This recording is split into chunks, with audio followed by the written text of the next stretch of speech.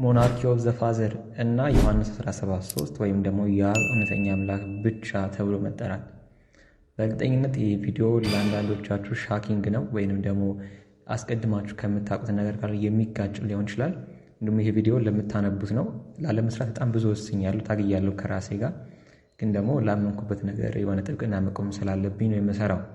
ታውቃላችሁ ብዙዎቻችን አሁን ዮሐንስ 17:3 ላይ የአብን እውነተኛ አምላክ ብቻ ተብሎ መጠራት ስናብራራ ከሞናርኪ ኦፍ ዘ ፋዘር ጋር በማገናኘት እሱ ያልተገኘ አስገኝ አንኮስድ ኮልድ አንግራውንድ ግራውንድ ስለሆነ ነው ብለን እንፈተዋለን።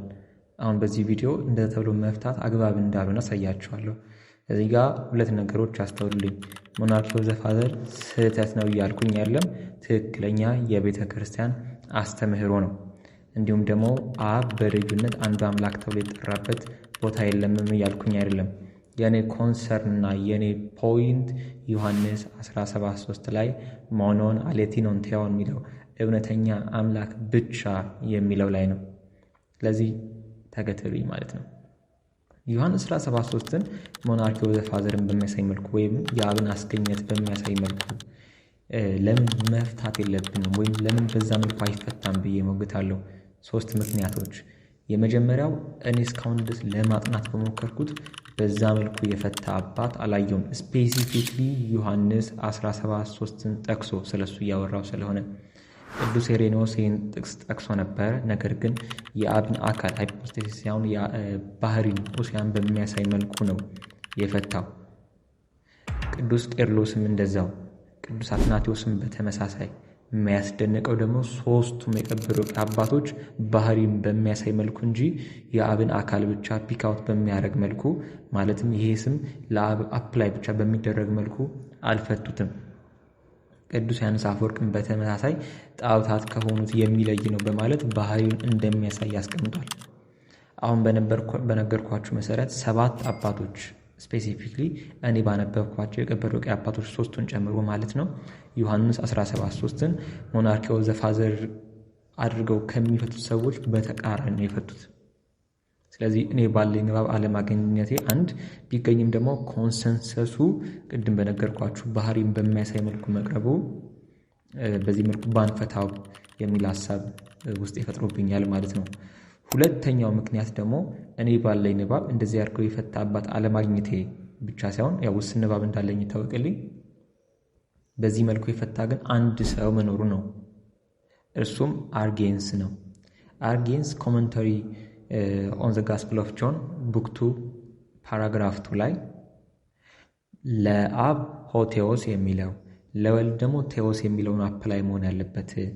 ምክንያቱም አብ አውቶቴዎስ ጋድ ሂምሰልፍ ስለሆነ፣ ወልድ ደግሞ ከአብ የወጣ ስለሆነ ቴዎስ እንጂ በዴፊኒት አርቲክል ሆቴዎስ ተብሎ አይጠራም የሚለውን ሐሳቡን ለማጽደቅ ዮሐንስ 17:3ን ይጠቅሳል። ምክንያቱም ወልድ ባይ ፕሪዲኬሽን ነው አምላክ የሆነው፣ አብ ግን አውቶቴዎስ ነው ጋድን ሂምሰልፍ ነው ይላል። ስለዚህ አሁን ላይ የምንሰማውን አይነት ዶክተር ጆሹዋ አስቻደ የሚያንጸባርቁትን የዮሐንስ ወንጌል ምዕራፍ 17:3 አፈታት የምናገኘው አርጌንስ ጋር ነው ማለት ነው እንጂ ቅድም በነገርኳችሁ አባቶች ጋር አይደለም። ሁለተኛው ምክንያት ይሄ ነው። ኦብቪየስሊ በዚህ ማለበዛ ትንሽ ጠምዘዝ ያለ የነገረ ሥላሴ አስተምህሮ እንዳለው ኦሪገን ስለሚታመን። ሶስተኛው ምክንያት ደግሞ በቀጥታ አባቶች ካስተማሩት ትምህርት ጋር ይጋጫል። በተለይ ደግሞ በጣም የምወደው አንድ አባት አለ፣ ቅዱስ አትናቴዎስ። ከሱ አስተምህሮች ጋር ዳይሬክትሊ ኮንፍሊክት ያደርጋል ይሄ ኢንተርፕሪቴሽን። ለምን? ቅዱስ አትናቴዎስ በአንድ ቦታ ላይ ምን ይላል? አብ ከሚለው መጠሪያ ውጪ ለወልድ አፕላይ የማይደረግ ምንም አይነት ስም የለም ይላል።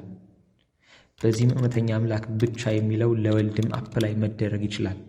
ለዛ ነው በአንድ ቦታ ላይ ልክ እንደዚህ ዮሐንስ 17:3ን ሲያብራራ ብቻ ስለ አብን አንዱ አምላክ ስር በዛ ውስጥ ወልድንም እየጠራሁኝ ነው ይላል። ከዛን ዝቅ ብሎ ልክ እንደዛው ወልድን ምን ይለዋል? ብቸኛው አምላክ አንዱ አምላክ እያለ ይጠራዋል። ስለዚህ ይሄ ከቅዱስ አትናቴዎስ ትምህርት ጋር ደግሞ ለኔ በጣም ዲል ብሬከር ከሆነ አባት ትምህርት ጋር ኮንትራዲክት ስለሚያደርግ ይህን ኢንተርፕሬቴሽን ስፔሲፊክሊ ለዮሐንስ 17:3 ለመቀበል ያዳግተኛል ማለት ነው። ይህ ማለት ግን ሞናርኪ ኦፍ ዘ ፋዘር ስህተት ነው ማለት አይደለም፣ ወይም ደግሞ ትክክል አይደለም ማለት አይደለም። ቀጥተኛ ትክክለኛ የቤተ ክርስቲያን የአበው አስተምህሮ ነው። ምናልባት ቋንቋው ለእኛ ፎሬን ሊሆን ይችላል፣ እንግዳ ሊሆን ይችላል። ነገር ግን ኮንሰፕቱ ያለ ነው። ይህን ብዬ ፖላይትሊ የምትቃረኑ ሰዎች ካላችሁ ሀሳቤን ሚስሪፕሬዘንት ሳታደርጉ ሀሳባችሁን አስፍሩ። 1 2 ደግሞ ከቻላችሁ በዚህ መልኩ የፈታ አባት ስጡኝ እና ለምን ደግሞ ሌሎች አባቶች ከዚህ የተቃራኒ እንደፈቱትም አስቀምጡልኝ እና አመሰግናለሁ። ለምታነቡ ነው የሚሆነው። አይ ቲንክ ከበደ አላቅም። ሰላም ነው።